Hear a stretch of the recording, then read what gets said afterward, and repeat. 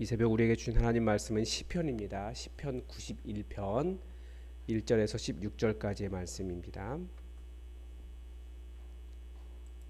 시편 91편 1절에서 16절까지의 말씀입니다.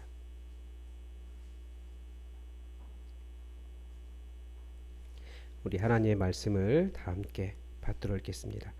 지존자의 은밀한 곳에 거주하며 전능자의 그늘 아래에 사는 자여, 나는 여호와를 향하여 말하기를 그는 나의 피난처요 나의 요새요 내가 의뢰하는 하나님이라 하리니, 이는 그가 너를 새 사냥꾼의 올무에서와 심한 전염병에서 건지실 것이미로다. 그가 너를 그의 깃으로 덮으시리니 내가 그의 날개 아래에 피하리로다. 그의 진실함은 방패와 손방패가 되시나니, 너는 밤에 찾아오는 공포와 낮에 날아드는 화살과 어두울 때 퍼지는 전염병과 밝을 때 닥쳐오는 재앙을 두려워하지 아니하리로다. 천명이 내 왼쪽에서 만명이 내 오른쪽에서 엎드러지나 이 재앙이 내게 가까이 하지 못하리로다. 오직 너는 똑똑히 보리니 악인들의 보응을 내가 보리로다. 내가 말하기를 여호와는 나의 피난처시라 하고 지존자를 너의 거처로 삼았으므로 화가 내게 미치지 못하며 재앙이 내 장막에 가까이 오지 못하리니, 그가 너를 위하여 그의 천사들을 명령하사 내 모든 길에서 너를 지키게 하심이라. 그들이 그들의 손으로 너를 붙들어 발이 돌에 부딪히지 아니하게 하리로다. 내가 사자와 독사를 밟으며 젊은 사자와 뱀을 발로 누르리로다. 하나님이 이르시되 그가 나를 사랑한즉 내가 그를 건지리라. 그가 내 이름으로 안즉 내가 그를 높이리라. 그가 내게 간구하리니 내가 그에게 응답하리라. 그들이 환난 당할 때에 내가 그와 함께하여 그를 건지고 영화롭게 하리라. 내가 그를 장수하게 함으로 그를 만족하게 하며 나의 구원을 그에게 보이리라 하시도다. 아멘. 이 세상에는 인간만 있는 것이 아니라 작은 동물들도 많이 있죠. 뭐 호랑이도 있고 여우도 있고 멧돼지도 있고 곰도 있고 토끼도 있고 쥐도 있습니다. 저는 항상 이렇게 비가 오는 날이면 궁금한 게 있어요. 도대체 걔네들은 어디 있나? 비는 잘 피하고 있나? 그런데 제가 잘 몰라서 그러는 거지, 다들 그런 짐승들도 자기들의 그런 굴이 있는 것 같더라고요. 그래서 뭐 호랑이굴, 토끼굴, 여우굴 그런 말 하잖아요. 그리고 가끔 TV 같은 거 보면 이렇게 작은 동물들의 토굴을 보여줄 때가 있습니다. 그러면 그 굴 안에는 어미도 있고 새끼들도 있고 비록 미약한 짐승이긴 하지만 그 굴 안에서는 굉장히 따뜻하고 안전해 보인다. 저는 그런 느낌을 많이 받습니다. 다른 짐승이 이제 공격해 들어오기 전까지는 참 좋은 곳으로 보이는 거죠. 그런 작은 토굴이라도 그 미물에게는, 그 짐승들에게는 평안한 안식처, 또 안전한 장소, 뭐 그런 의미가 됩니다. 우리에게 안전은 참 중요합니다. 그리고 우리의 많은 안전한 그 거처가 무엇인지 우리는 안전한 것을 계속 찾아갑니다. 저 작은 짐승들의 토굴이라 할지라도 그들에게 어느 정도의 안전을 보장해 주는 것처럼 우리에게 가장 안전한 거처는 어디일까라는 생각을 하게 됩니다. 우리는 우리가 사는 집이 안전한 곳이라고 생각하지만, 또 이 대한민국이라고 하는 곳이 굉장히 안전한 곳이라고 생각하지만 언제든지 그런 안전이 깨어질 수 있다라고 하는 그런 불안감을 또 우리는 가지고 있는 것이 사실입니다. 오늘 시인은 인간에게 가장 안전한 거처가 어디인지 말하고 있습니다.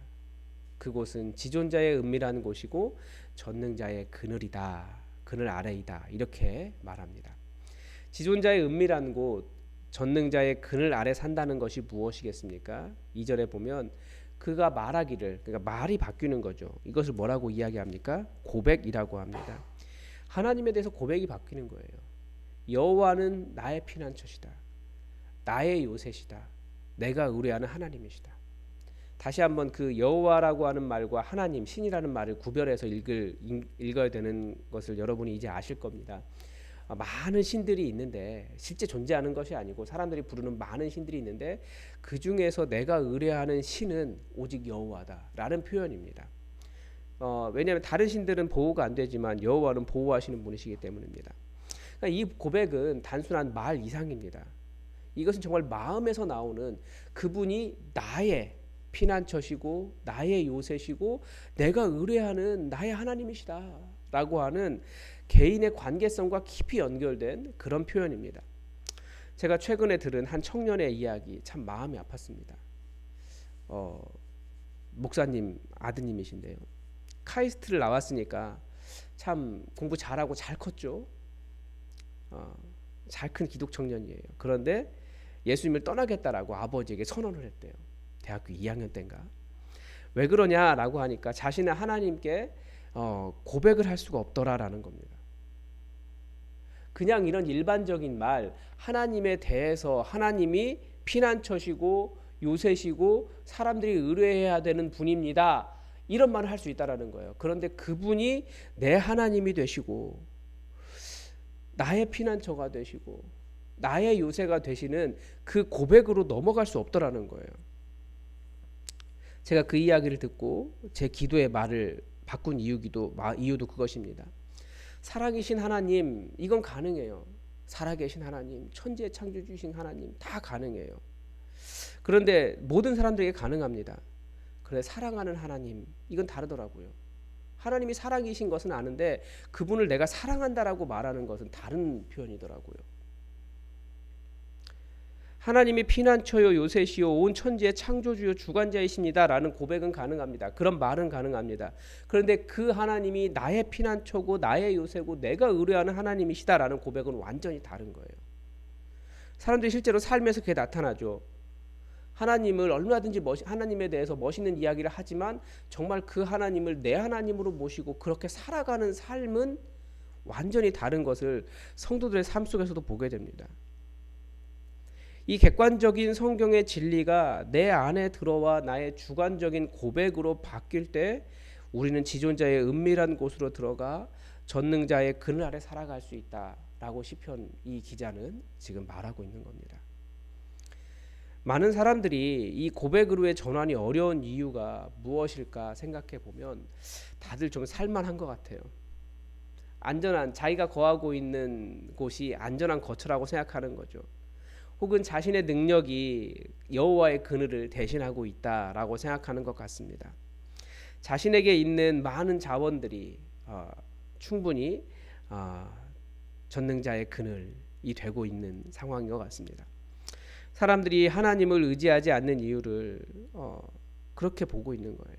그가 하나님이 어떤 분이신지, 하나님을 의뢰하는 자에게 어떤 것을 주실 수 있는 분이신지 모르기 때문이다라고 이제 그 다음에 이야기합니다. 3절부터 7절에서 가르쳐 주는데요. 우선 하나님의 그늘, 하나님은 하나님의 그늘 아래 사는 자를 새 사냥꾼의 올무에서와 심한 전염병에서 건지실 분이시다 이렇게 이야기하고 있습니다. 그래서 우리가 이런 고백들이 성경에서는 그런 식으로 나옵니다. 여호와 라파, 치료하신 하나님, 여호와 니시, 깃발 되시는 하나님, 만군의 하나님, 여호와 세바옷. 그 원래 하나님의 전통적인 여호와 하나님에 대한 전통적인 고백이 이것입니다. 그분은 위기와 질병에서 건지시는 하나님이시라는 겁니다. 많은 다른 시편에서처럼 오늘의 시도 전쟁의 상황을 볼 수 있습니다. 전장에 있을 때 두려움이 무엇인지 5절에서 가르쳐 줍니다. 아무것도 보이지 않는 밤에는 공포가 다가옵니다. 밤에 풀벌레들이 갑자기 울지 않아도 혹은 작은 소리가 나도 적군이 들어오는 소리일 수 있습니다. 예민해질 수밖에 없어요. 그래서 밤에는 보이지 않는 것이 두려움입니다. 낮에는 화살이 날아옵니다. 이때는 이제 낮에는 보이는 것이 두려움입니다. 보이는 모든 다가오는 것은 다 두려움이에요. 공포예요. 어두울 때에는 전염병이 덮칩니다. 보통 다른 지역에 그 전쟁을 하러 가면 그 지역의 풍토병이 그 전장 안에 진영 안에 돌게 됩니다. 밝을 때는 또 재앙이 임합니다. 싸워야 되니까요. 안심이라고 하는 곳이 없는 것이 우리의 인생입니다. 저도 주변에 점점 심각한 질병에 걸렸다는 소식을 종종 듣게 됩니다. 제 나이 때도 그렇게 되는 거예요. 저보다 어린데도 그렇게 되고. 우리가 분명히 알아야 되는 것이 바로 이것입니다. 나는 그런 약한 존재이기에 우리가 안전하게 거할 수 있는 토구로 들어가야 된다라는 거죠. 약한 동물이 맹수가 우글거리는 환경에서 안전한 굴로 들어가지 않으면 그냥 잡아 먹히는 겁니다. 그 안전한 토굴이 어디입니까? 토굴이라고 표현해서 그렇지 가장 강력한 안전한 곳입니다. 바로 여호와 하나님, 그분의 은밀한 곳이고 그분의 그늘입니다. 성경이 객관적인 그 하나님을 내 하나님으로 모시는, 성경에 나오는 그 하나님에 대한 표현들을 내 하나님으로 모시는 겁니다. 그럴 때 1000명이 넘어지고 10,000명이 넘어져도 그 재앙이 나에게 임하지 않을 것이다 라고 성경이 분명히 가르쳐 주십니다. 이 하나님을 알기에 이제 시인의 말과 하나님의 말이 나옵니다. 일종의 시인의 말에 대한 하나님의 응답, 또 하나님의 대화, 이 대화가 이어지고 있는 거예요. 9절에 네가 이렇게 말했다. 여호와는 나의 피난처시라고 고백을 했다라는 거죠. 그런 자에게 지존자를 너의 거처로 삼았으니 하나님께서 지켜 보호하실 것, 이것을 약속해 주십니다. 14절에서는 하나님의 말씀도 들을 수 있습니다. 하나님이 이르시되, 이제 하나님께서 말씀하시는 거죠. 하나님께서는 하나님을 피난처로 삼은 자의 그 마음을 보신다라는 거예요. 그가 나를 사랑한즉, 그가 내 이름을 안즉, 그가 내게 간구한즉. 하나님을 중심을 보시기 때문에 그 마음에 하나님은 반응해 주십니다. 사랑하는 자는 건지시고 여호와를 아는 자는 높이시고 간구하는 자에게는 응답하십니다. 함께 하시고 건지십니다. 영화롭게 하시고 생명을 연장시켜 주시겠다라고 하십니다. 그런데 사실 우리 인생의 고백은 하나님은 이런 분이 아니신 경우가 더 많습니다. 최근에도 제 주변에 예수 믿지 않는 분인데 한 분이 큰 병에 걸리셨어요. 오랫동안 그 온 가족이 예수님을 찾지 않다가 다시 예수님을 찾기 시작했습니다. 근데 아마 그런 분이 점점 좀 심각한 것 같은데, 그런 상황을 지나가면 하나님은 어떤 분으로 보일까요?